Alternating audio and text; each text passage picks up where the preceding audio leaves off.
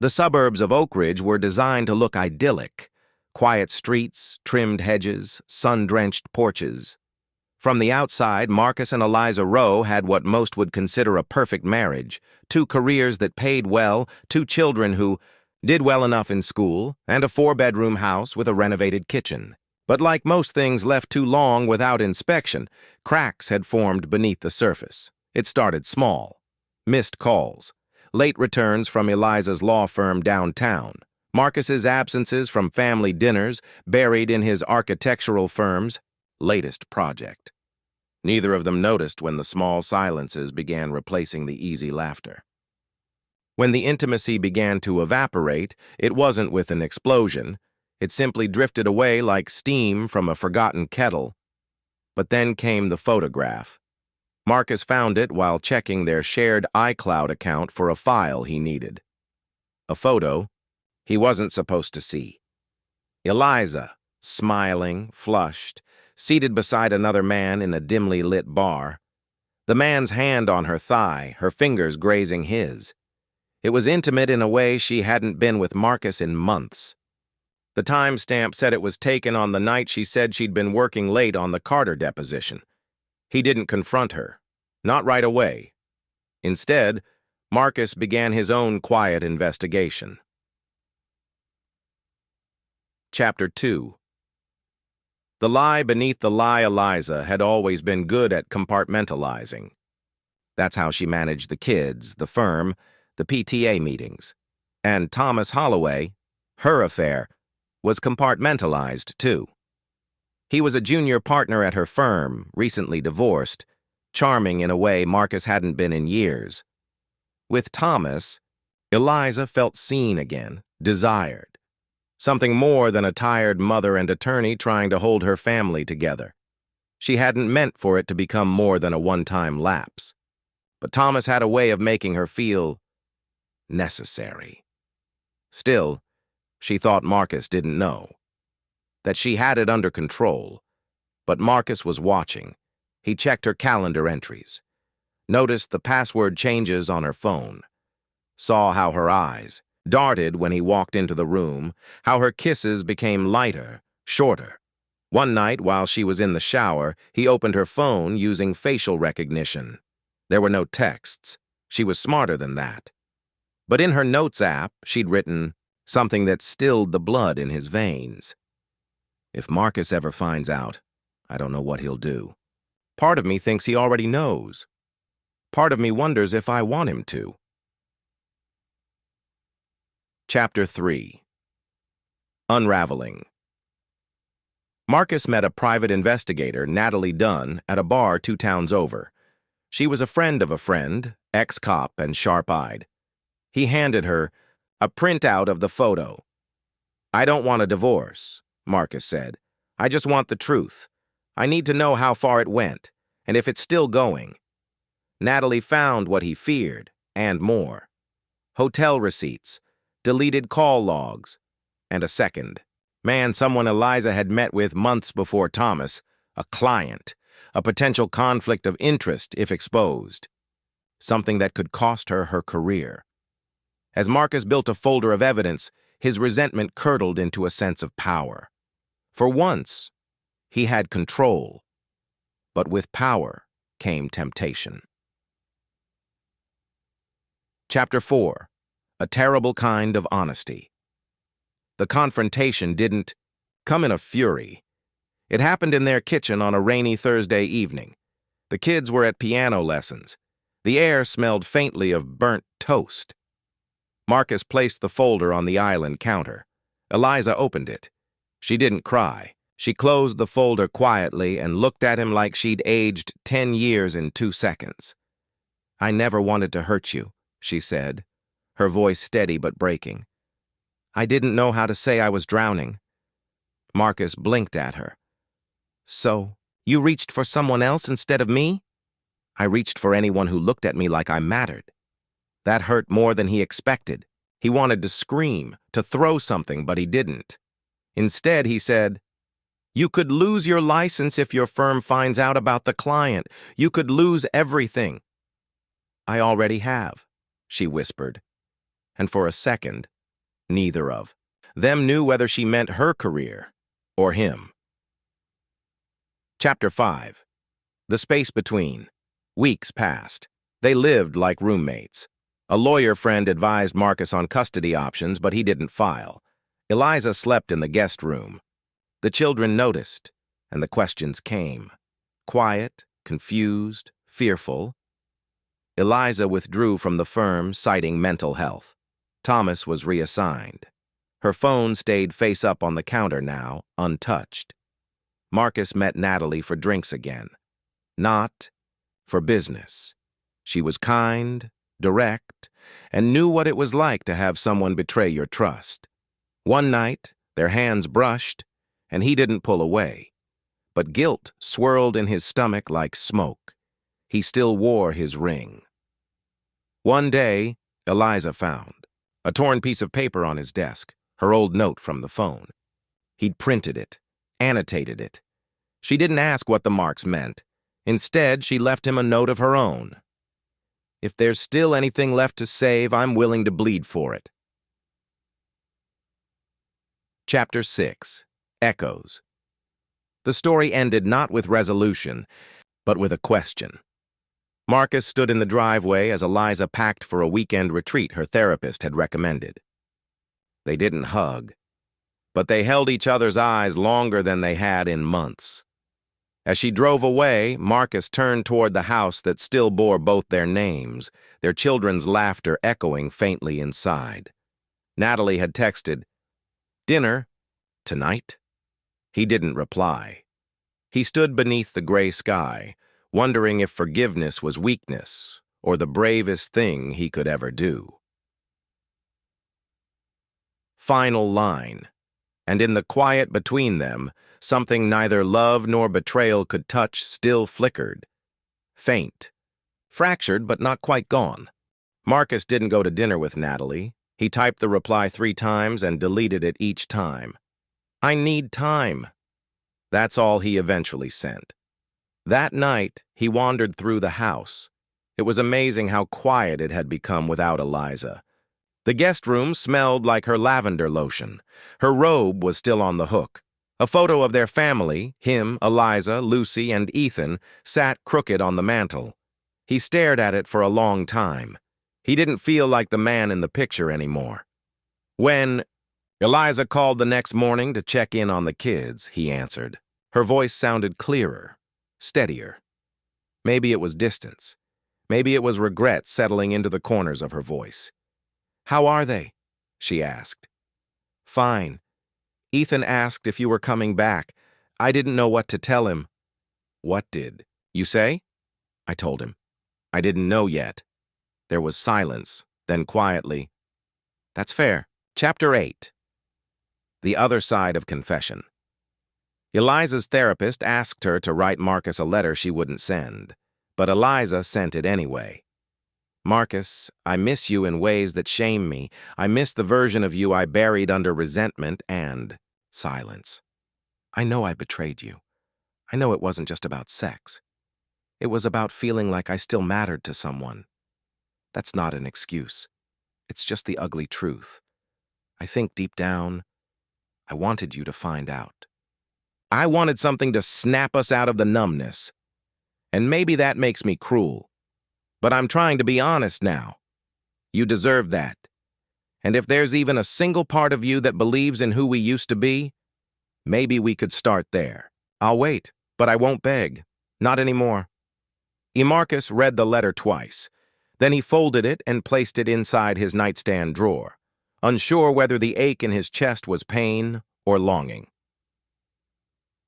Chapter 9. Lines Crossed. A week later, Natalie came to the house to return a flash drive Marcus had forgotten. Lucy answered the door. "Daddy's in the backyard," she said, squinting at Natalie. "Are you his friend?" Natalie smiled kindly. "I helped him with a project." Lucy nodded in the frank, unblinking way only kids could. "Mommy says, grown-ups make mistakes. But some mistakes are like broken glass. Even if you glue it back together, it still cuts you sometimes." Natalie paused, unsure of what to say. When she handed Marcus the flash drive, he thanked her, but didn't invite her in. She understood. "You love her," she said, more observation than question.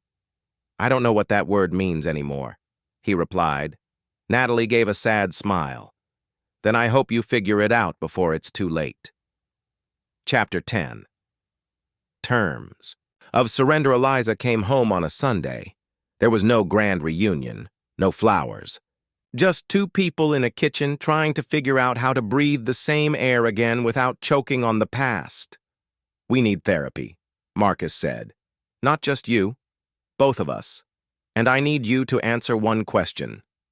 Eliza met his eyes. Was it love? She didn't hesitate. "No, it was loneliness, dressed up as something else." He nodded. That answer mattered. But it didn't fix anything. They sat in silence until Ethan came in asking about dinner. The moment broke. Life, relentless as ever, continued. Chapter 11. What remains? 6 months passed. They saw a therapist. They fought. They cried. They avoided the subject and circled it again. Marcus moved into the guest room for a while. They talked about selling the house. They talked about custody. They didn't file the papers. There were good days. Eliza cooking breakfast while Marcus read the paper, both pretending it was like before. There were awful days, like when Lucy found a photo strip from Eliza's night with Thomas tucked into a forgotten drawer. But they were trying. Unevenly, imperfectly, but trying. One evening, after putting the kids to bed, Marcus stood by the window. Eliza walked in, her hair damp from a late shower. "You still don't." "Trust me," she said quietly. "I don't know if I ever will." She nodded. "Then maybe we build something new. Not what we had. Something different. Something honest." He turned to her. "I don't know what that looks like." "Neither do I," she said. "But I'm still here. If that means anything." Epilogue. The open door a year later, Marcus and Eliza sat in a cafe across from the courthouse. Their lawyer had drawn up divorce papers months ago, but neither had signed them. They talked about the kids, about therapy, about maybe renewing their vows in private, or maybe just living, one day at a time. The papers sat between them, untouched. Outside, the world moved as usual. Cars passing, people laughing, dogs tugging on leashes. Normal life, still possible, still waiting. Marcus looked at Eliza, unsure if he saw the woman he had married or someone entirely new. Maybe both. He reached across the table. She took his hand. And for the first time in a long time, they didn't look back. The reconciliation was never clean. Some nights, Marcus would wake in a cold sweat, images of Eliza and Thomas intruding like unwanted phantoms. He didn't tell her, just stared at the ceiling until the sunrise smeared gold over the bedroom walls. Other times, Eliza would sit in the driveway after work, unable to walk into the house, not because she didn't want to, but because of the weight of her own guilt. She carried it like a coat she couldn't take off, even in the heat. They had date nights. They laughed again.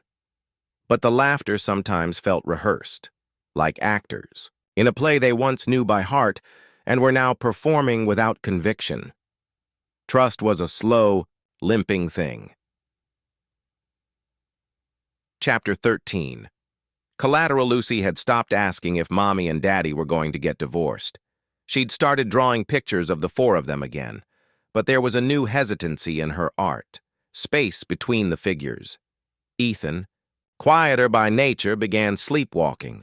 Once Marcus found him standing in the hallway, whispering, "Don't go," to no one. Eliza wept in the shower that night, her hand over her mouth. When they spoke to the family therapist, the conversation shifted. "It's not just about whether you two stay together," the therapist said. "It's about what your being together teaches your children about love, forgiveness, and boundaries." That lingered. Chapter 14. Crossing wires. It was Thomas who disrupted the fragile detente. He reached out again, an email this time. Brief, restrained. I respect your space, but I need you to know I still care. Eliza didn't respond, but she didn't delete it either. Marcus found it accidentally when he opened the laptop looking for a tax document. He didn't rage. He didn't slam doors. Instead, he asked her calmly, "Why keep it?" Eliza faltered. "Because part of me still needs to know I could have walked away. That I chose this. Not because I had to, but because I wanted to." Marcus walked out that night. He didn't slam the door then either. Chapter 15. The Thin Line. 3 days passed. Marcus stayed with his brother. He watched old home videos, studied the curve of Eliza's smile from 5 years ago, wondered when things had started eroding, before the affair, before Lucy was born? Or had the rot been there from the start, disguised as routine? Eliza left him a voicemail. "I don't want to trap you in a marriage you resent, but I also don't want to give up if there's anything left." He didn't reply. Instead, he visited Thomas. The confrontation was quiet, tense. "You broke something in my family," Marcus said, standing on the threshold of the man's condo. Thomas, older, wearier, nodded. "I know. And I've paid for it in ways you won't see." They didn't fight, no fists, no threats, but Marcus left with a clarity he hadn't had before. Chapter 16. Ghosts don't leave, they linger. When Marcus returned home, Eliza was sitting on the porch, wrapped in a cardigan despite the spring warmth. He sat beside her. "I talked to him," he said. She closed her eyes. "I wondered if you would. Not for revenge, for understanding." "And did you?" "I understood that some answers won't satisfy me, and some pain doesn't have an explanation. It just is." She nodded. "I've stopped asking myself why I did it. I started asking who I was that I could." They sat in silence. A wind stirred the chimes above them. "I can't forget it," Marcus said, "and I'm not sure I'll ever fully forgive it." "I know, but I don't want to lose you either. And maybe that's its own kind of forgiveness." Eliza turned. To him, eyes damp but not pleading. "I think that's enough to try again." Final chapter. Between the cracks a year later, they still lived together. They went on family hikes. They sometimes kissed like people rediscovering taste after an illness. But there were boundaries, unspoken, sacred. Some nights Marcus still slept in the guest room. Some mornings, Eliza would leave coffee on the porch for him without a word. They didn't call it healing. They didn't pretend it was fixed. They just lived in it. In the slow, quiet rebuilding. In the raw honesty of what remained. And that, maybe, was love.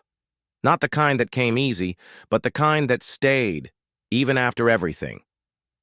By summer's edge, the rhythm of their lives had settled into something that resembled peace, but not quite happiness.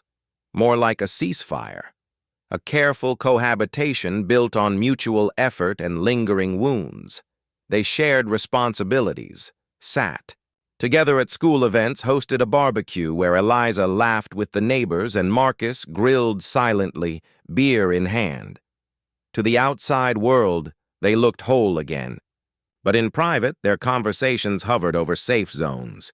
Lucy's spelling bee, Ethan's new obsession with dinosaurs, what to make for dinner. Every now and then, Marcus would catch Eliza staring at nothing, and she'd catch him reading. The same paragraph in a book 3 times without turning the page. It wasn't distance. Not exactly. It was something else. A question unspoken.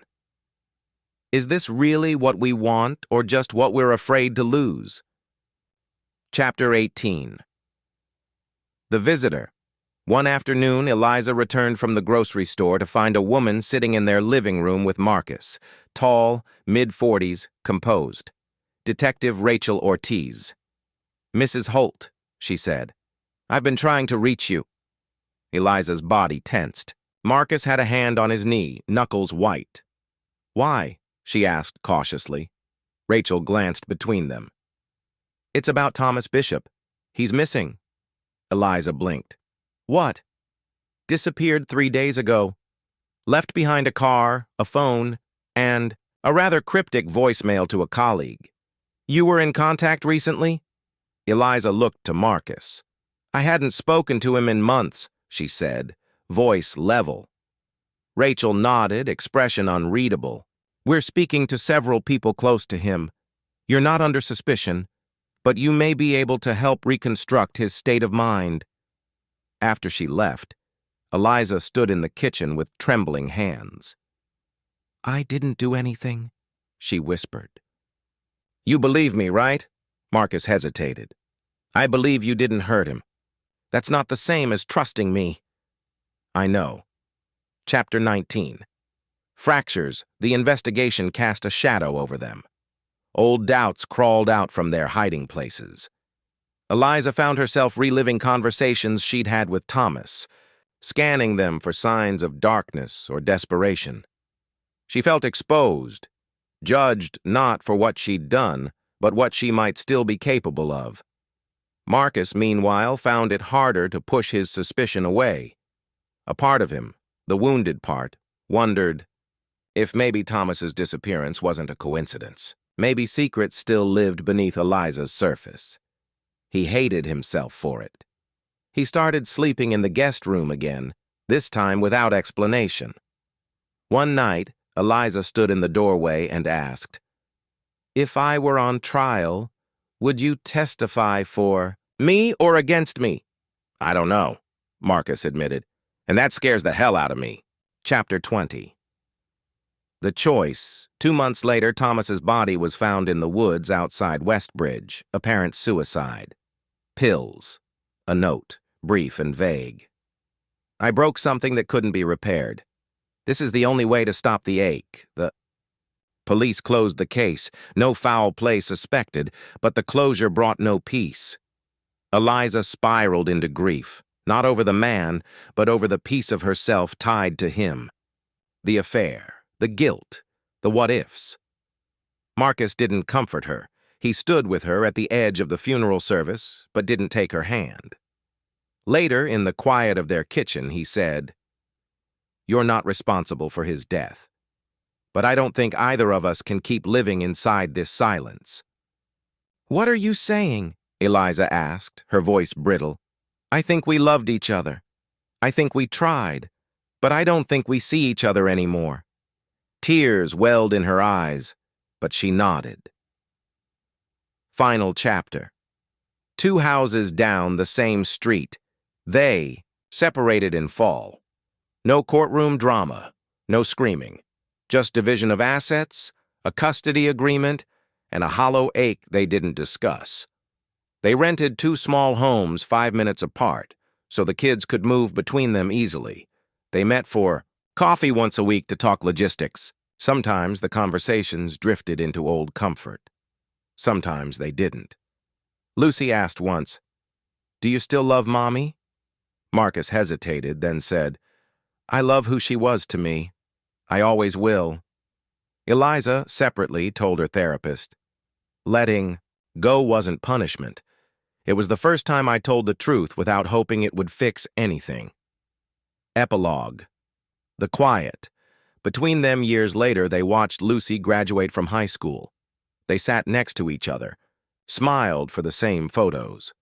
Eliza wore a soft blue dress. Marcus had gray in his beard. They didn't talk about the past, didn't pretend it hadn't shaped them. After the ceremony, she turned to him and said, "We built something, didn't we?" He nodded. "Even if it didn't last, it mattered." And for the first time in a long while, they both felt at peace with what they had lost and what they had kept. 3 years passed. Eliza's new house had sunlight in the mornings and a quiet garden out back. She filled it with lavender and low-maintenance roses, just enough life to feel like progress. Marcus stayed in the same neighborhood. His home was sparse, clean, minimalist, safe.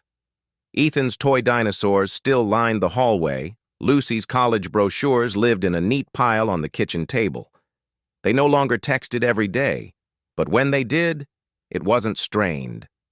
Birthdays, kids, accomplishments, a photo of Lucy grinning in her cap and gown, a message at 2 a.m. from Eliza. "Do you ever miss it all?" He didn't answer that one. Chapter 22. Something left unsaid. Eliza dated someone. A literature professor named Grant who loved jazz and didn't ask too many questions about her past. Marcus met a woman at his gym, a divorcee named Hannah, with 2 kids and a nervous laugh. They were careful about who they introduced to Lucy and Ethan. They moved slowly, and yet there were moments. Eliza, walking past a park bench one afternoon, saw Marcus sitting there, alone, eyes closed, the breeze in his face. She stopped but didn't approach. Marcus, one night while tucking Ethan into bed, caught himself saying, "Mom always loved this story," before catching the ache behind the boy's eyes. He hugged him longer than usual. Chapter 23. Old fire, still warm. A year after Lucy left for college, they crossed paths again, truly, at a fundraiser for the local library. Eliza was dressed in dark green, the same color she'd worn the night Marcus proposed. He was giving a short speech on community and literacy, still as awkwardly sincere as ever. They locked eyes across the room afterward, both smiling softly. "I didn't expect to see you here," she said. He shrugged. "I didn't expect to feel much either, but here we are." "Do you think we got better?" she asked. "Or just older?" Marcus considered her. "Both." They stood in silence, the kind that wasn't awkward anymore. "Do you want to get coffee sometime?" he asked, not flirtatious, just curious. She looked down at her wine, then back at him. "Maybe," she said, "if we promise not to pretend. We're who we used to be." Chapter 24. The fork in the road. They did get coffee, once. Then again, it became a thing. Monthly, then weekly. They didn't talk about getting back together, that wasn't the point. They talked about who they were now, their regrets, their choices. Marcus admitted he'd once considered hiring a private investigator to follow Eliza, in the early days. Eliza confessed she sometimes searched Thomas's name online, hoping not to find him. They were honest in ways they never had been during the marriage. One day, Marcus asked, "Do you think we could have made it if we'd just told the truth sooner?" She reached for her cup, thumb tracing the rim. "Maybe," she said. "But then we wouldn't be here, learning how to forgive each other the right way." He smiled, sad but real. Final chapter. The quiet remains. They never remarried, each other, or anyone else. But they remained close, complicated, intertwined. Lucy joked that her parents were like old vinyl, scratchy, timeless, and somehow still playing. Ethan, now a teen, told his friends, "My parents are weird, but they love each other. Just not like that." Eliza sometimes lay awake at night and wondered what kind of life they could have had if she hadn't strayed. Marcus sometimes stared out the window and wondered what kind of man he could have been if he'd listened sooner. But neither of them lived in those thoughts too long anymore. Because despite the betrayal, the silence, the years apart, they had managed something rare. They didn't hate each other. They didn't destroy one another. They chose to keep speaking even when it hurt. And maybe that was the most honest kind of love there. The years wore gently on them. Eliza never moved out of Westbridge. Marcus never sold the house. Holidays became routines again. just with different rules. Thanksgiving at Eliza's, Christmas at Marcus's. Birthdays rotated. Everyone was invited. Sometimes Grant came, sometimes Hannah. Eventually, they didn't. What remained was this quiet understanding between them. Eliza would bake his favorite cornbread without asking. Marcus would fix her porch light without being called. Ethan called it divorced harmony. Lucy, in her junior year of college, said once during a video chat, "You two are more married now than you ever were." They laughed. But no one disagreed. Chapter 26. A New Truth Won. Spring afternoon, Eliza fell ill, not severely. A fever, a sharp cough, a weakness in her limbs that frightened her more than it should have. It passed quickly, but the vulnerability stayed. Marcus brought soup, stayed to change the sheets, sat on the edge of her bed while she dozed. "You don't have to do this," she murmured, half asleep. "I know," he said. "That's why I'm here." She opened her eyes. "Don't you ever get tired of caring?" He smiled faintly. "It's not caring that makes me tired. It's pretending not to." Eliza closed her eyes again. And for the first time in a decade, she whispered, "I missed you when you weren't mine." Chapter 27. Almost, they didn't fall back in love. Not like before. Not with fire or urgency, but something gentler grew, something patient.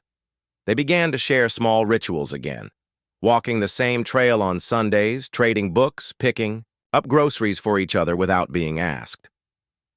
One Saturday, while watching Ethan's last high school soccer game, Marcus turned to her and said, "It feels like we never left." She looked at him. "It feels like we finally arrived." They didn't kiss. There was no dramatic confession.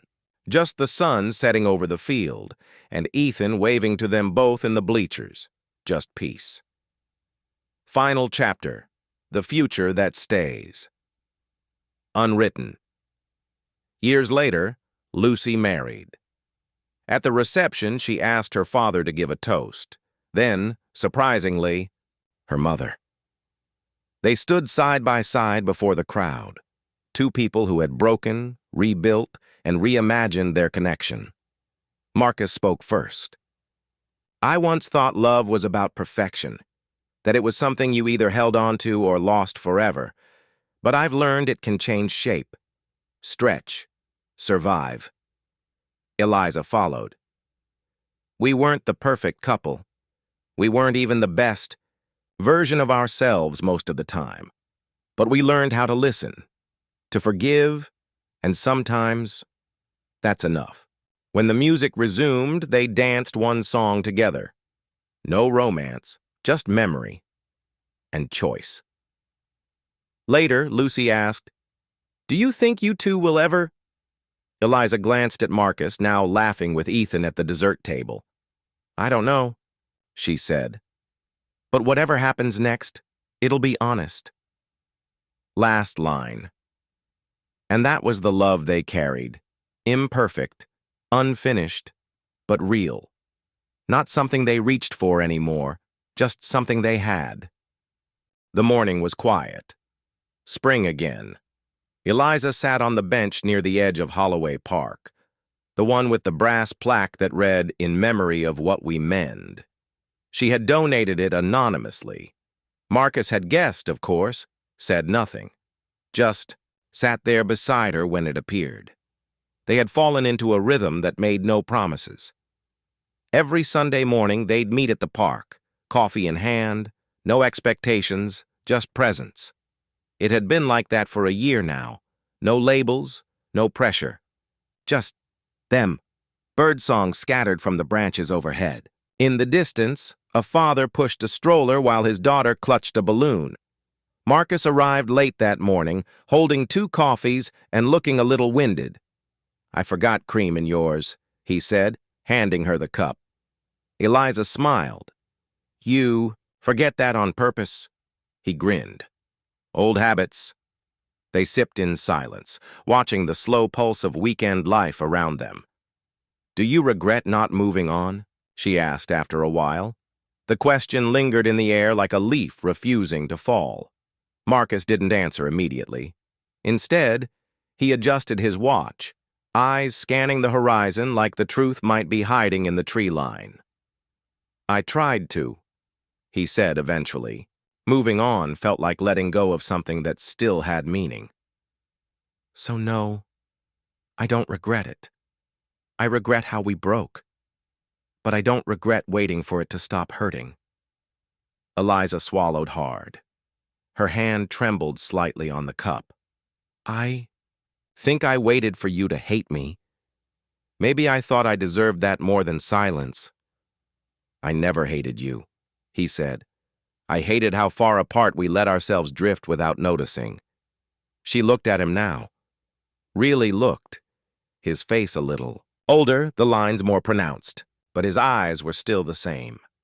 Kind, steady, wounded, but resilient. They sat in stillness again, but it no longer felt like absence. After a long pause, Eliza reached into her coat pocket and pulled out a worn envelope. "I wrote this the night I moved out," she said. "I was too much of a coward to leave it, but I think I want you to have it now." Marcus looked down at the envelope, his name in her handwriting. Familiar, somehow more intimate than touch. He didn't open it. Not yet. He placed it gently in his coat pocket.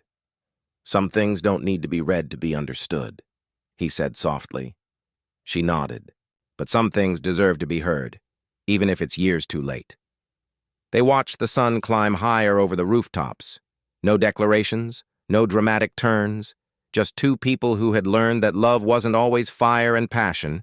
It was showing up again and again, even when the flame had dimmed, even when the damage couldn't be undone, even when forgiveness came slow and healing came slower. But they were still there, and that was enough. For now, maybe always. Final lines. They didn't walk away holding hands. They didn't say, "I love you," but they stayed. And sometimes, that's the bravest kind of ending there is. The house was finally sold. Marcus stood in the empty living room, the light slanting across the floorboards like it had the first day they moved in. Dust particles danced in the air, and memories hummed in the silence. The echoes of arguments, of laughter, of children's footsteps, clung to the walls like ghosts that didn't know they weren't needed anymore. He ran his hand along the windowsill. There was still a notch there, Ethan's height at age 10. Eliza had cried that day, but quietly after the kids were asleep. He'd never asked why. Maybe he hadn't needed to. The real estate agent waited at the door. "You ready?" He nodded but didn't move. His eyes drifted to the corner of the room where the old piano used to sit. Eliza never played after Lucy left. That silence had been one of the first signs that something had fractured. He walked out without locking the door. It wasn't his house anymore. Eliza, meanwhile, she found herself at a dinner party hosted by Grant and his new fiancée, Claire. The woman was younger, intelligent, warm. Eliza couldn't hate her, couldn't even summon the will to envy her. When Grant asked, "How are things with Marcus?" his tone overly casual, she just smiled. "We talk, we walk, we exist." "You ever think about getting back together?" She sipped her wine. "I think about what that used to mean, and how maybe we're closer now than we ever were when we were married." Grant blinked. "That sounds lonely." She shrugged. "It sounds honest." After dessert, she left early. The air outside was crisp, and for once, she didn't feel the pull of regret. Marcus and Eliza, one last conversation.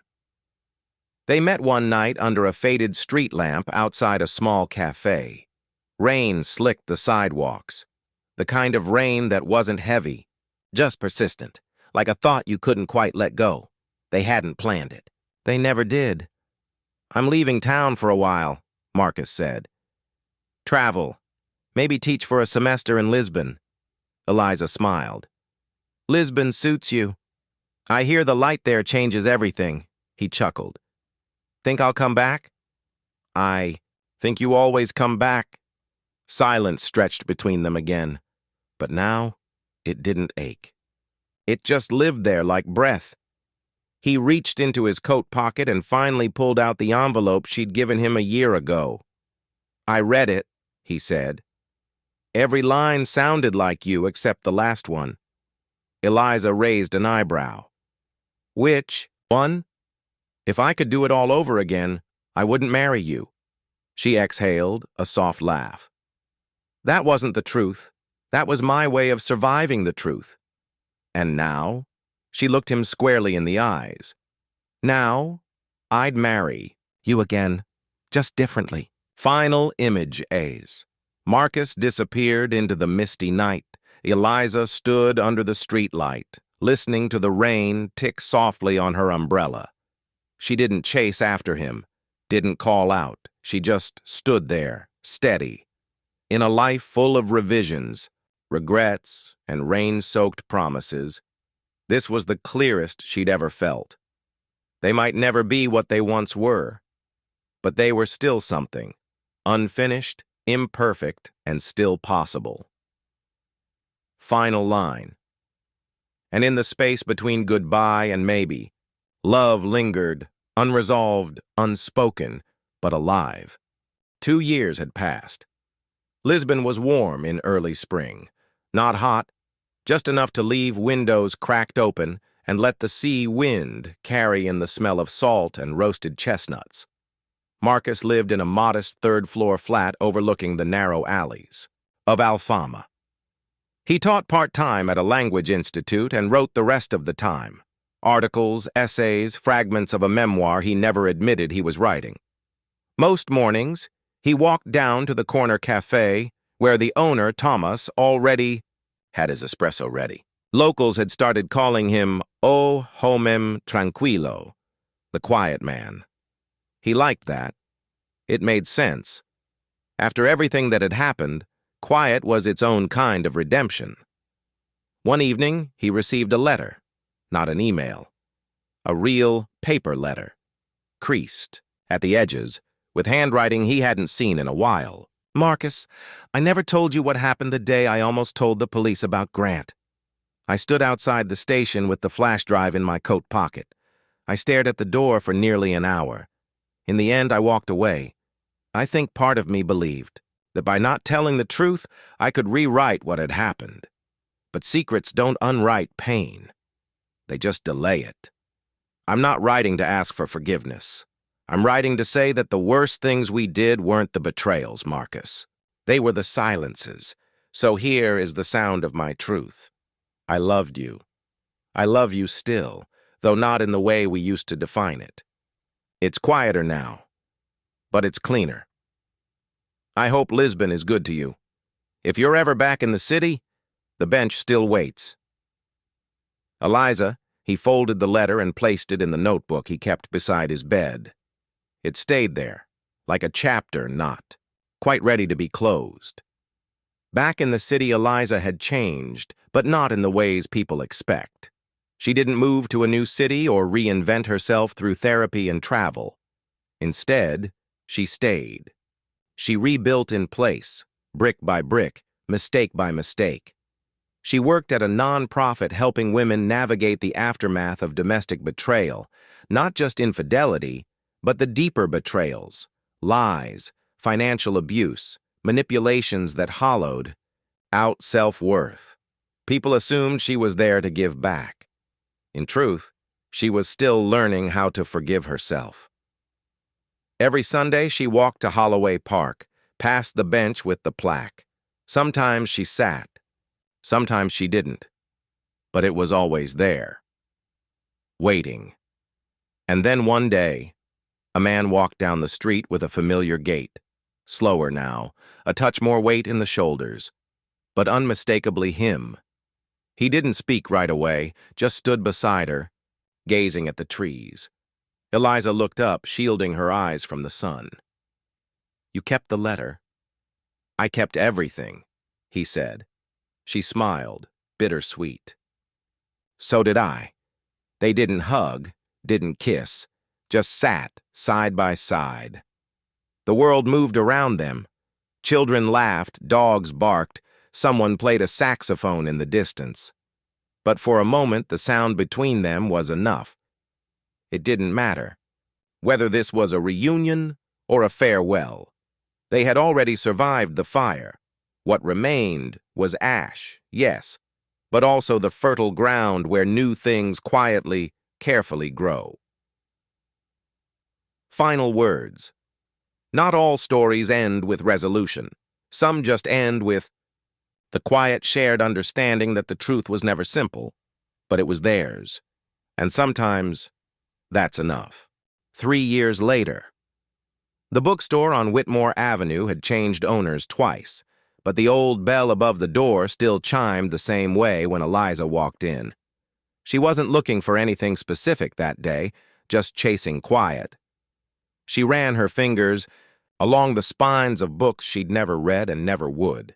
There was something comforting about unclaimed stories, ones where no one had yet decided how the ending would go. "Looking for anything in particular?" a voice asked. She turned, half expecting to see Marcus again, even though she knew he was still abroad. It wasn't him. It was a young clerk, probably no older than Lucy now.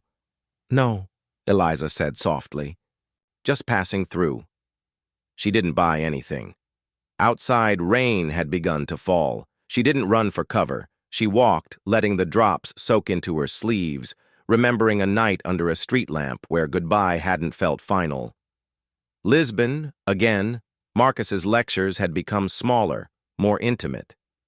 He'd stopped chasing prestige and had started chasing meaning.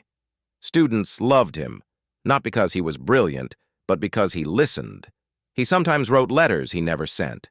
Some were to Eliza, some were to Ethan and Lucy, others were to himself, dated years into the future, asking questions he didn't yet know how to answer. One afternoon, while walking near the Tagus River, he saw a little girl laughing as she fed pigeons. Her father crouched beside her, pointing at something in the sky. Marcus smiled, not at the girl, not at the father, but at the moment. It was untouched, pure. He opened his notebook and wrote just one line. "We spend so much time trying to rewrite. The past that we forget the future hasn't been written yet." Letters Never Sent. Eliza wrote a final letter she never mailed. "Dear Marcus, there are days I want to call, just to hear your voice, not because I want us back, but because I want to know the version of you that grew without me. I still dream of the house sometimes, the bench, the silence. I think we were meant to love each other deeply and then let each other go. That's not failure. That's a kind of sacredness most people never touch. Wherever you are, I hope your coffee is strong, your words are true, and your windows are open to the sea. Always, Eliza." She folded the letter and placed it in a small wooden box alongside old photographs, dried lavender, and the key to a house that no longer existed. Final scene. It's dusk. Eliza is in a small town by the coast, sitting on a porch with a mug of tea. She watches waves move in and out, steady and unconcerned. Marcus is on a rooftop in Lisbon, playing a quiet song on an old guitar. One string is slightly out of tune, but he plays anyway. They are apart. They are at peace. And somewhere in the stillness between two cities, between two hearts, their story continues, wordless, open, unwritten. Final line. Some loves don't end. They simply become quieter. 5 years later, the world had changed. People drifted through life, unaware of the small, silent shifts that shaped the things they thought they understood. Eliza, for instance, had found a quiet kind of happiness in the spaces between the noise. She was no longer searching for answers in every crevice of her past.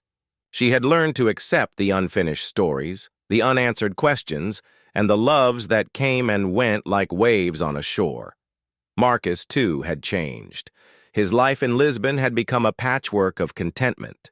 He still missed the sharp edges of conflict, but they no longer haunted him. He had carved out a place where he could think, write, teach, and be, a place where the ghosts of the past were present but no longer controlling. There were times he wished he could have reconciled more fully with the people he left behind. But he realized, as he sat at the little cafe by the river, that some things could never be fully reconciled. Some things were meant to be lived with. 14.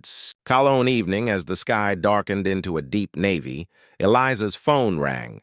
The number was unfamiliar, but the voice on the other end, gravelly and uncertain, was anything but.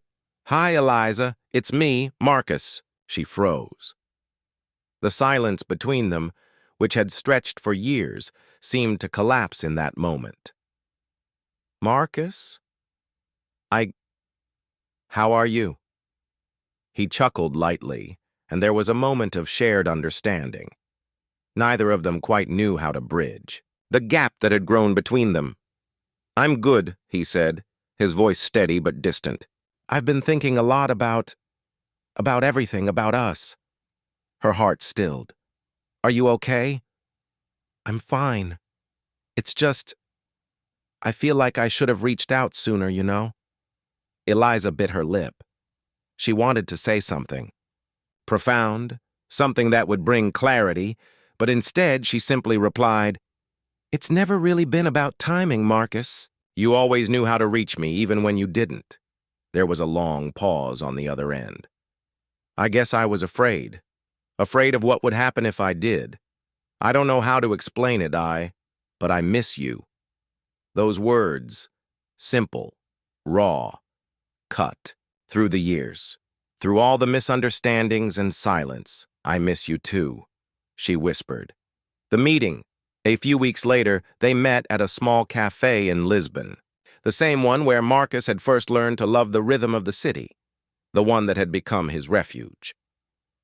Eliza arrived early and sat by the window, watching the streets bustle with life, all the while trying to steady her nerves. When Marcus walked in, it was as if time had bent itself back, folding them into a version of their past that wasn't so much a mistake as it was a promise that had never been kept. He was older, more worn, but there was still a spark in his eyes that hadn't faded. They greeted each other quietly, not with the awkwardness one might expect, but with a kind of deep understanding that things would not return to the way they were.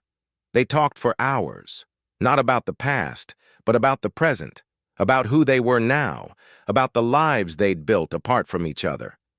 Marcus spoke of his teaching, of the students who had changed his views on the world. Eliza talked about her work at the nonprofit, about how helping others had taught her to help herself. Neither of them brought up the past. Neither of them mentioned the betrayals, the lies, or the broken promises. They didn't need to. They talked as if they had never left each other, and yet the distance between them was still palpable. The decision, as the evening wore on, and the cafe began to empty. They stood up, ready to part ways again, but this time with no clear resolution. They both understood that life could not offer them the same second chances, not in the way they once wished for, at least. "Do you think we'll ever get back together?" Eliza asked, almost as if the words had slipped out before she could stop them. Marcus looked at her, his expression soft, yet somehow resigned. "I don't think it's about getting back together anymore. I think it's about being okay with who we've become, even if we're not who we were." Eliza nodded, her throat tightening. "You're right. I don't want to go back. I don't want to be a ghost in your life." "You're not a ghost," Marcus said gently, reaching for her hand. He gave it a light squeeze, then released it. "You're a part of it, and I'll carry you with me, in whatever form that takes. Even if it's just in memories." She smiled faintly, and for the first time in years, the weight of their past seemed lighter. They weren't the same people they had been, no one was, but that didn't have to be a tragedy. Final scene, Eliza stood on the steps of the cafe, watching Marcus disappear into the crowded streets of Lisbon. There was no dramatic goodbye, no promises. Just the simple truth that they were still part of each other's lives, even from a distance. And that was enough. As she turned to walk down the street, she felt a sense of peace settle over her. Not the peace of answers, but the peace of acceptance. She didn't need closure. She didn't need to know exactly how this chapter of her life would end. Some things, she realized, were meant to simply exist in the space between beginnings and endings, and so she walked away, carrying the quiet with her and knowing that it was enough. Final line. Some stories are never fully told, but that doesn't make them any less beautiful. 6 months later, Eliza had long since returned to her small town by the coast. The days felt longer now, slower, as if the passage of time had softened the edges of everything, allowing room for new things to grow. Her small house by the sea, once a reminder of endings, had become a space for new beginnings. It was quiet in a way that felt like freedom. She spent her days at the nonprofit, helping where she could, learning to listen with a depth she hadn't realized she had before. And then there were the nights, when the tide pulled out and the world felt smaller, quieter, and she'd let her thoughts drift like the stars above. But still, Marcus lingered, in the corners of her mind. In Lisbon, Marcus was teaching again, this time a class on contemporary literature. It wasn't the prestigious course he had hoped for, but it was something he could pour his heart into. He still thought about Eliza, sometimes more than he cared to admit. He had once believed that space and time would heal the scars they had both carried. But as the days turned into months, he began to understand something deeper. That forgiveness, for both of them, would be more like an ongoing dialogue than a one-time act. He didn't think they would ever go back to what they were, but he did think they had left a door open.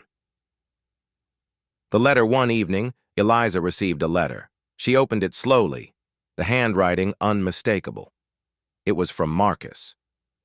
Dear Eliza, it's been months, and I've been thinking about what you said that night in Lisbon, about not wanting to be a ghost in my life. You were never a ghost, Eliza. You were always the soul of it. But I know now that the version of me that you needed wasn't the version who left. And the version of you that I loved is not the one I see now. You've become someone I respect even more. I wanted to tell you that I've never truly stopped thinking about us, but I don't think we need to pick up where we left off. Maybe what we need is to just understand that we helped each other learn something we couldn't have learned without one another. And that's enough.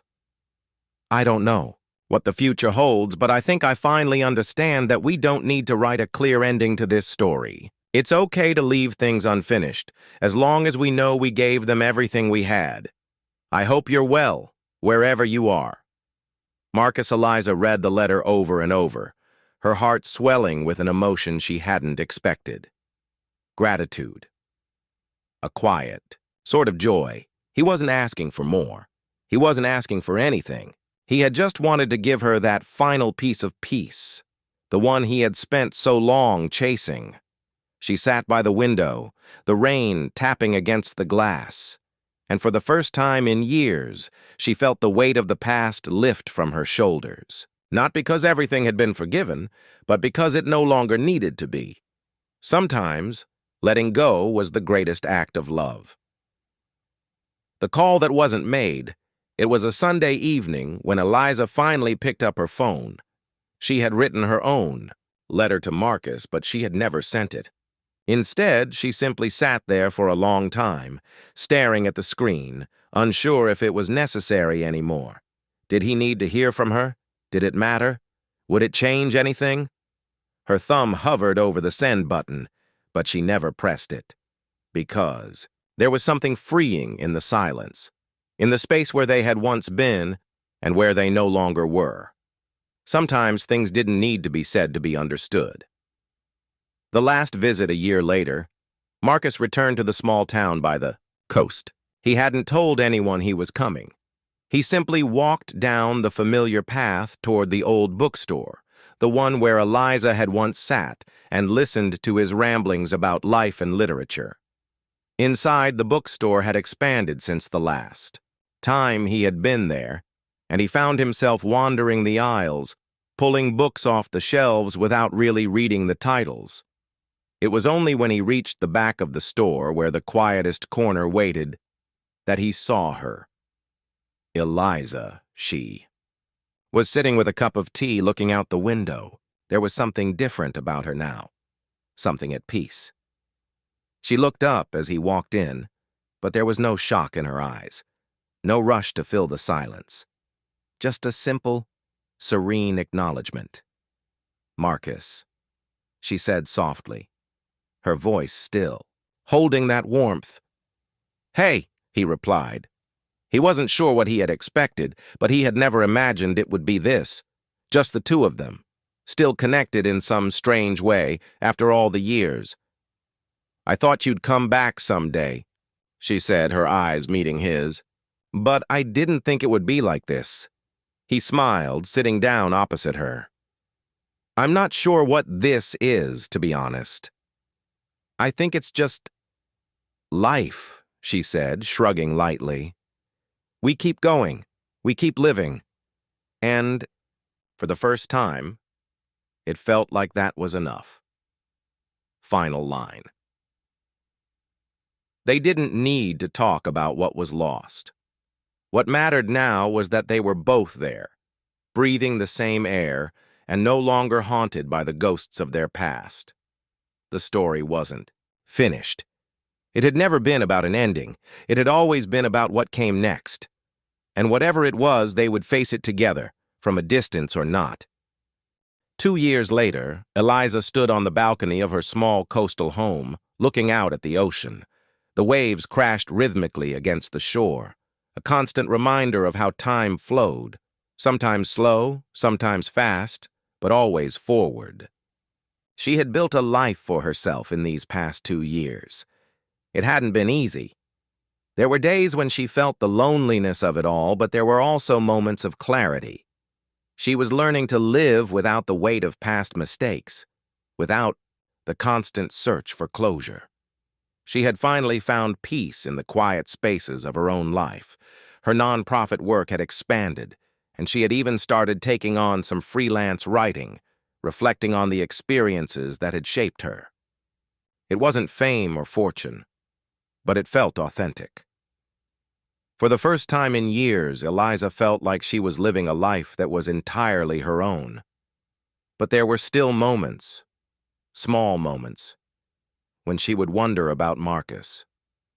Not in a longing way, but in a quiet, reflective one.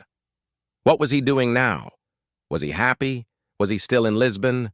Had he moved on, like she had? Marcus's new chapter. Marcus had continued his work as a teacher, but recently he had taken a step in a different direction. He had started writing more seriously, diving into the kind of fiction he had always dreamed of creating but never had the time to pursue. His novel was still in its early stages, but it was raw, it was real, and it reflected the lessons he had learned about love, loss, and the human condition.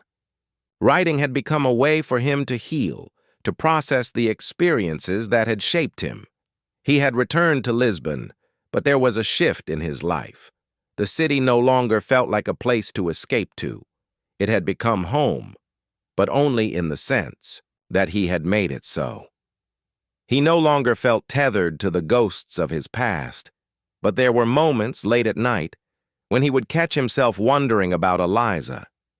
He had stopped reaching out, knowing that their lives had moved in different directions, but he still carried a piece of her with him, like a memory that had become part of his identity.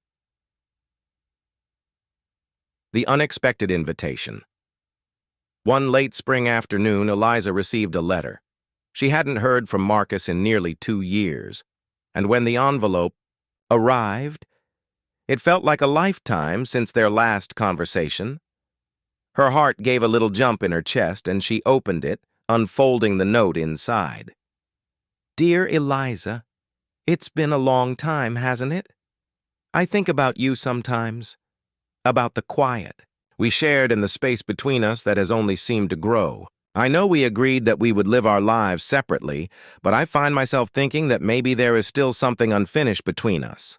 I'll be in town next month for a conference on contemporary literature. I was wondering if you might be open to meeting again, just for a coffee, to see where we both are now, with no expectations, just two people who shared something important.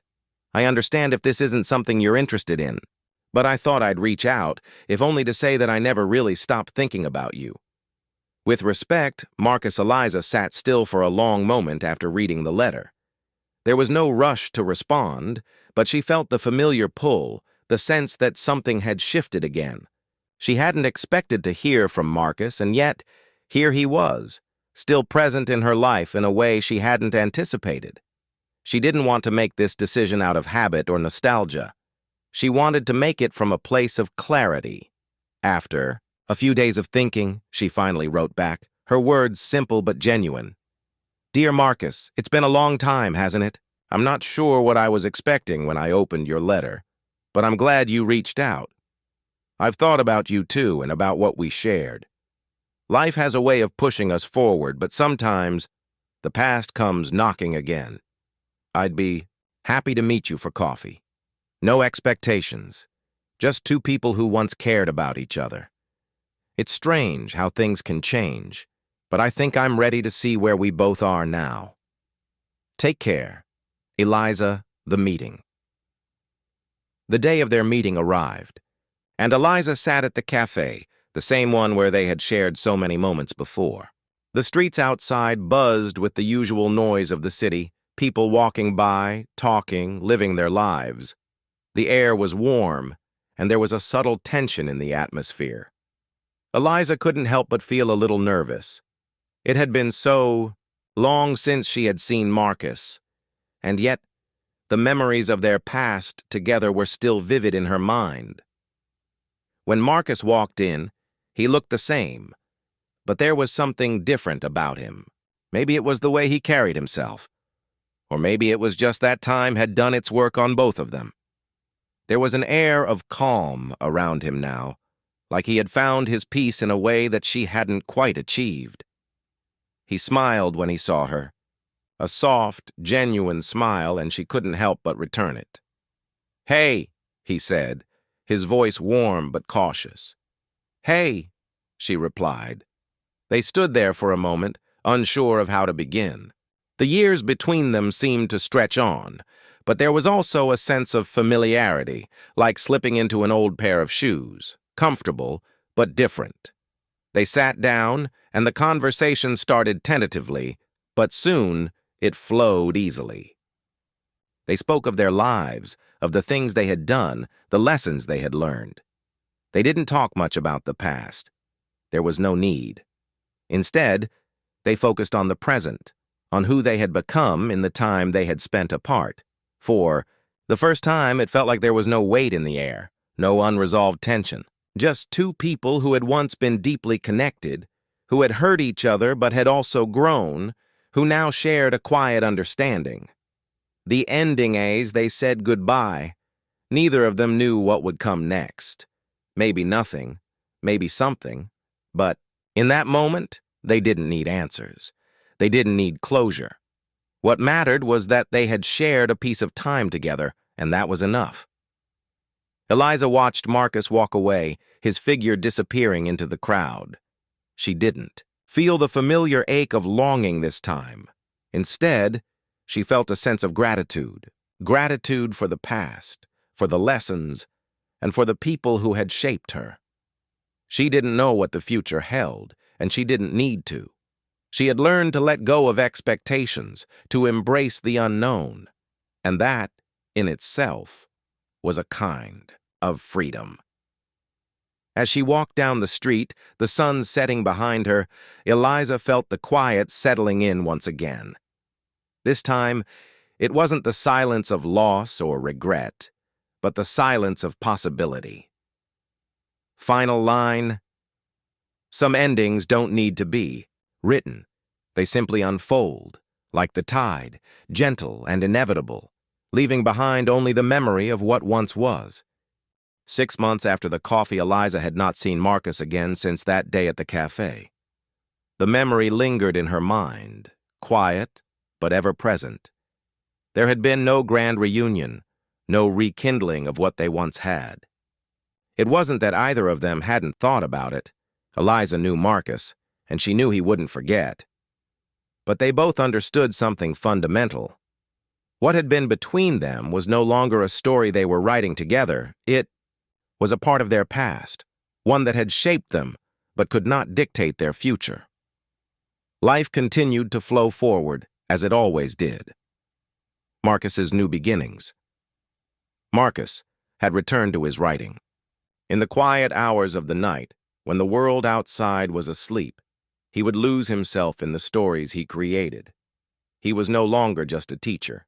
He was a writer, and that had become his passion. His book, once a distant dream, was now being considered by publishers. It was raw, emotional, and reflective of the pain and growth he had experienced.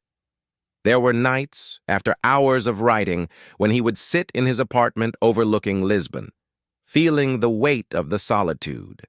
He had distanced himself from the past, from the life he had shared with Eliza. But sometimes, in the soft glow of his desk lamp, he would wonder about her. Wonder if she had found the peace she had sought, if she had built a life as whole as she deserved. But there was also a peace in knowing that some people are meant to cross your path, not to stay, but to teach you something. Marcus had learned that lesson. He had let Eliza go in a way that allowed him to move forward, even if he would never forget her. Eliza's quiet victory. Eliza's life had shifted in ways she hadn't imagined. She had made a name for herself with the nonprofit, working with at-risk youth, helping them navigate their own struggles and rebuild their futures. She had learned how to hold space for others' pain, to listen in a way that allowed them to feel heard and understood. It wasn't just a job, it was a calling. But in the quiet moments of her work, she found herself reflecting on the ways she had grown, the ways the pain of her past had shaped her ability to empathize with others. She had stopped looking for closure in the places where it didn't exist. Instead, she began to live more fully in the present, to embrace the uncertainty of the future without needing to control it. She had reconnected with old friends, made new ones, and for the first time, she felt like she was living her life for herself, not for anyone else's approval, not for the past, but for the woman she had become. Still, there were nights when the silence would creep in and the thought of Marcus would surface. She'd pause for a moment, remembering his smile, the way he once made her feel seen. But those thoughts never lasted long. She wasn't waiting for him anymore. She was just living. A phone call. It was a Wednesday afternoon when Eliza's phone buzzed with an unknown number. She had almost let it go to voicemail, but something, an intuition, made her pick it up. Eliza? The voice was familiar, but it took her a moment to place it. Marcus, she said, her voice steady but surprised. I know it's been a while, he said, a hesitant tone in his voice, but I wanted to let you know something. Her heart skipped a beat. For a moment she wondered if something had changed, if this was the moment they would try again. But she didn't want to jump ahead. Not anymore. What is it? She asked, keeping her voice neutral. I finished the book, he said quietly. The one I told you about. It's being published. And, well, I'd like to send you a copy. I think you'd understand it better than anyone. Eliza was quiet for a moment. She had always known Marcus was a talented writer, but hearing him speak about it with that level of sincerity made her heart ache just a little. Not for the past, but for the shared understanding they once had, the things only the two of them knew about each other. Of course, she said softly. I'd love to read it. "Thank you," he replied, and there was something in his voice. Relief, maybe, or simply a shared acknowledgement of the path they had both walked. The book. The book arrived a week later, wrapped in plain brown paper. Eliza opened it slowly, the weight of the words inside already heavy with meaning. She flipped through the pages, reading bits and pieces, finding fragments of their shared history in the lines. She recognized parts of herself in his writing. Moments they had lived, moments they had both carried with them. There was pain in the words, but there was also healing. And there was something else, an understanding of what they had both lost and what they had both gained. She took a deep breath and closed the book. It was a moment that felt sacred, in a way. She didn't need to read it all in one sitting. She knew it would take time for the words to sink in, to find their place in her heart. The unspoken future year passed before Eliza and Marcus spoke again. There was no grand reunion, no emotional outpouring. Instead, there was a quiet exchange. Two people who had once shared a life, now sharing a moment of understanding without words. They met again at a cafe, the same one where they had shared. That first quiet conversation years ago. They spoke of their lives, of their work, and of the people who had come into their worlds. They spoke, too, of what they had lost and how it had shaped them. But neither of them asked for more. They had both learned that sometimes love wasn't about possession. It was about understanding, about respect, and sometimes love could live on in the spaces between what was said and what was left unspoken. Final scene. As they said goodbye, Eliza didn't feel the pang of regret she might have once expected.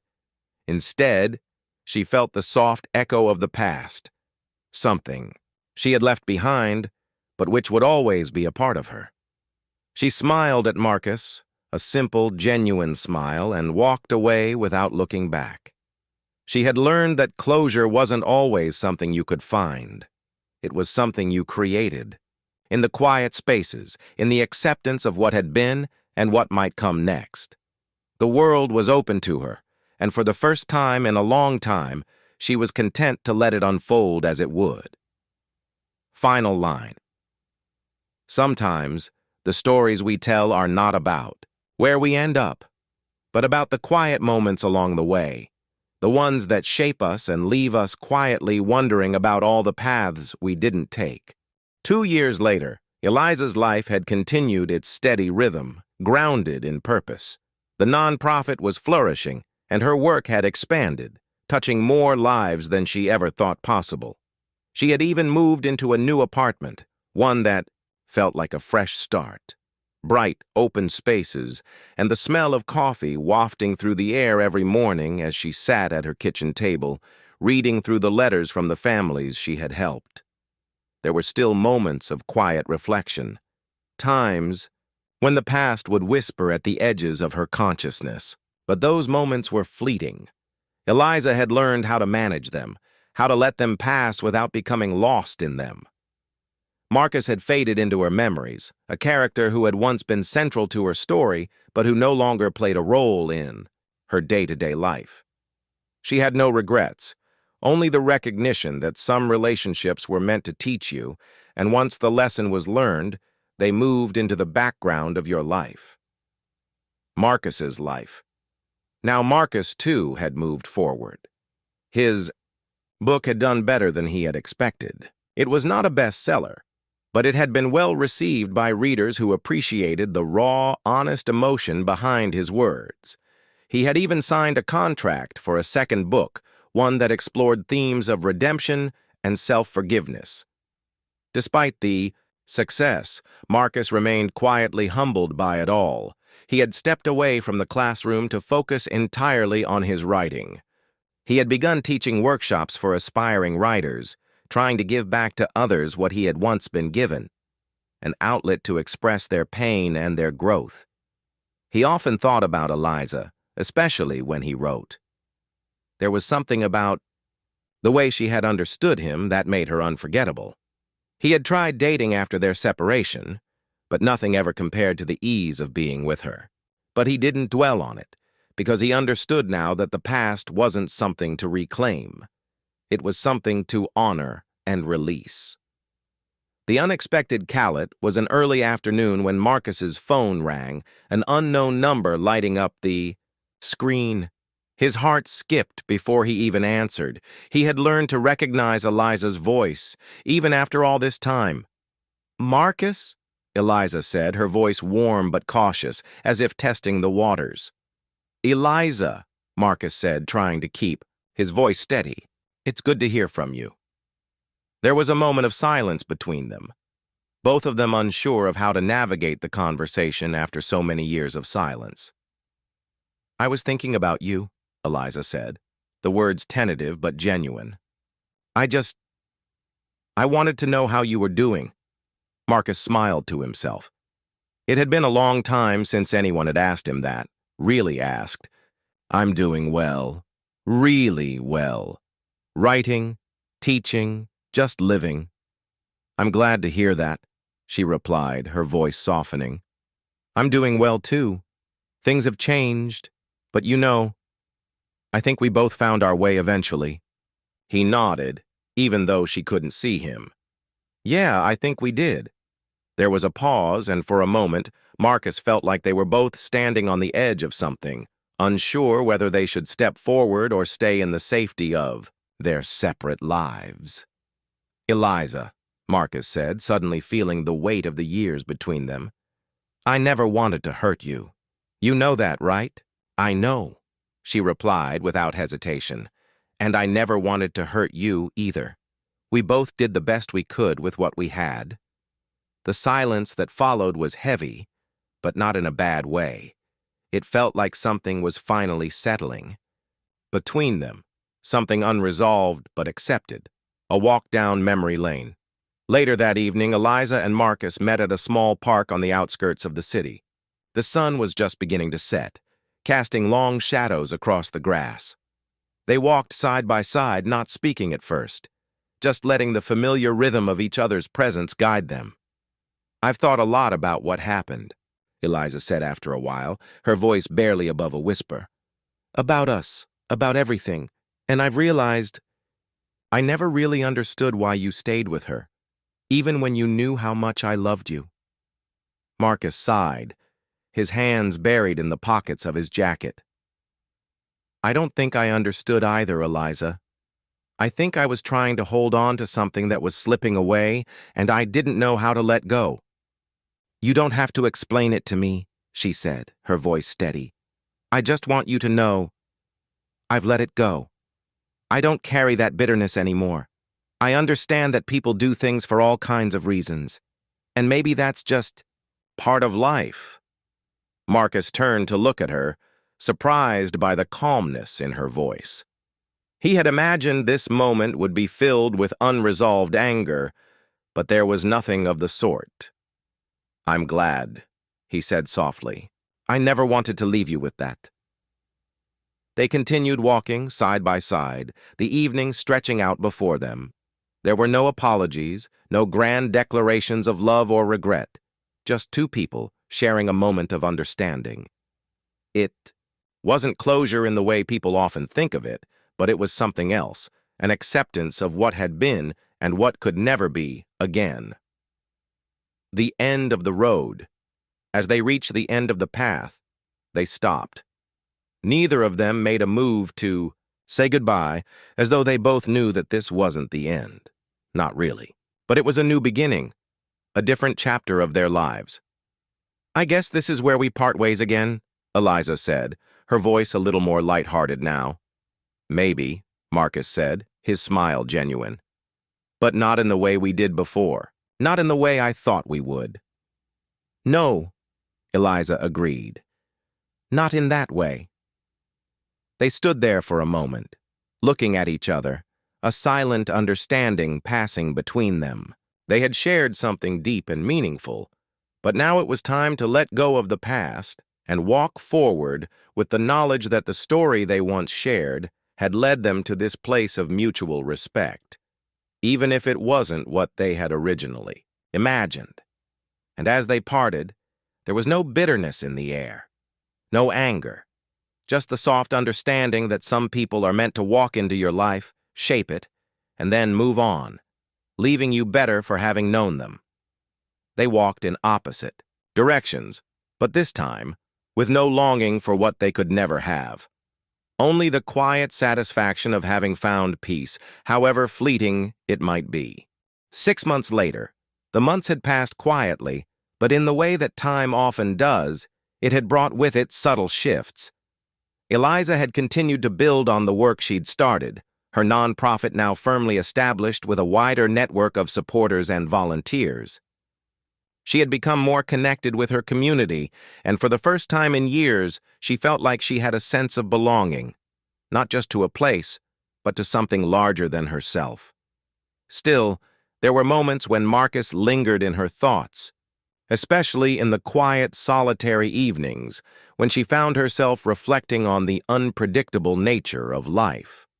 It wasn't so much the ache of missing him, but the puzzle of their past, the things left unsaid between them. It wasn't something that burdened her anymore, but it was there, a question mark, unanswered.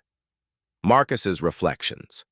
For Marcus, the time away from Eliza had allowed him to finally start processing things he'd long buried. Writing had given him an outlet, and it had also revealed something he hadn't expected, his need for forgiveness, both from Eliza and from himself. He'd never truly understood what it meant to let go of guilt until now, and he was learning to untangle himself from the remnants of the past. But he didn't want to rush the process. He wanted to take the time to heal fully, even if it meant continuing to walk alone for a while. He still attended his writing workshops, still worked on his second book, but something had changed. There was a new softness in his writing, a willingness to explore vulnerability and emotional depth that had once felt too raw to examine. Sometimes he wondered if Eliza thought of him in the same way. Sometimes he wondered if she regretted anything about their time together. The unexpected reunion, it was a gray, rainy day when their paths crossed again. Marcus was heading out of the local cafe, his arms filled with books for his latest project.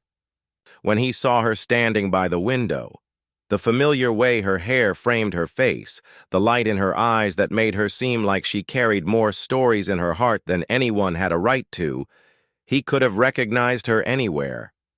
"Eliza?" he asked, his voice almost tentative, as though testing if this was real. She turned, a slight smile curving her lips. There was no immediate rush in her movements. "Marcus," she said, her voice warm but measured.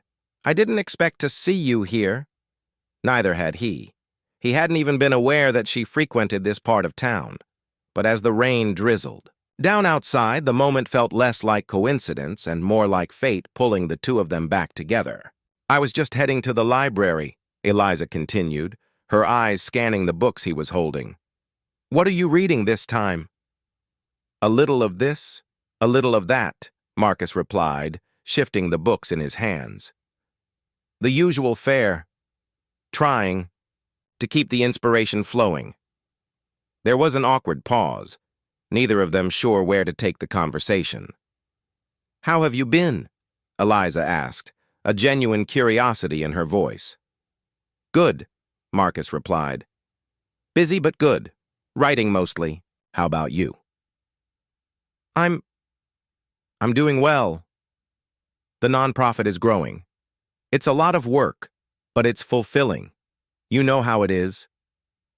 He nodded. He did know how it was. They had always found their fulfillment in helping others, in making the world a little more bearable for someone else. After a beat, she took a small step forward. "I was hoping we could talk." Marcus didn't need her to elaborate. He could see it in the way her posture shifted, the slight tension in her shoulders. She wasn't asking for anything specific, but there was something she needed to say. "Sure."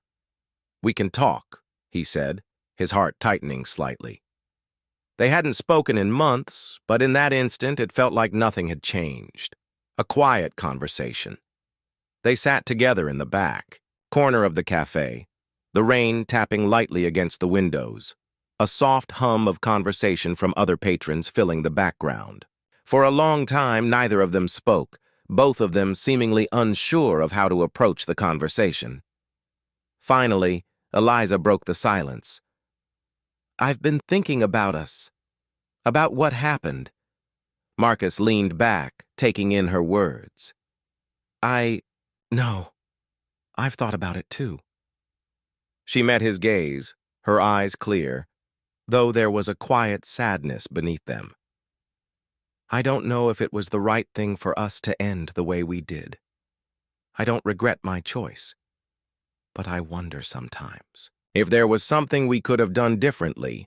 Marcus's lips parted, then closed. He understood what she was saying. He had felt the same. But some things, once broken, couldn't be repaired just by a conversation or an apology. Some things, he realized, were just meant to be left in the past to carry their own weight as lessons learned. "I think we both know that sometimes things just fall apart. And we can't control how that happens," he said quietly. "I don't want to go back, Eliza. Not because I don't care, but because I think we've both grown in ways we needed to." Eliza nodded, as if accepting that truth, without needing to question it further. "I think that's part of it. We've changed. We're different people now. And maybe that's a good thing. Maybe it was meant to be this way." For a moment, neither of them spoke, the silence settling between them like a shared understanding. They were no longer who they once were, and they could never go back to what they had. "Do you think we could be friends again?" Eliza asked, her voice soft but hopeful. Marcus looked at her, a flicker of something in his eyes. "I think we can. It's just going to be different. But I think we're both okay with that." She smiled just a little. It was the kind of smile that said everything without saying a word. The open road ahead. They parted ways that afternoon, each walking into the rain, but this time with a sense of peace between them. Not closure, not a full return to what they once had, but an understanding, a recognition that their paths had crossed, been severed, and now were moving in different directions, yet somehow still connected. Eliza walked to her car, the weight of the conversation heavy on her shoulders, but not in a bad way. It was the weight of acceptance, of knowing that some people leave your life not because you no longer care, but because their place in your life was meant to end at a specific moment in time, and Marcus, with the rain soaking through his jacket, felt lighter somehow. He wasn't sure what the future held, but for the first time in a long while, he wasn't running from it. They were both free. And in that freedom, there was room for something new, whether it was a friendship, a deeper understanding, or the space to heal. The future, as always, remained uncertain, but for once, neither of them feared what it might bring. End.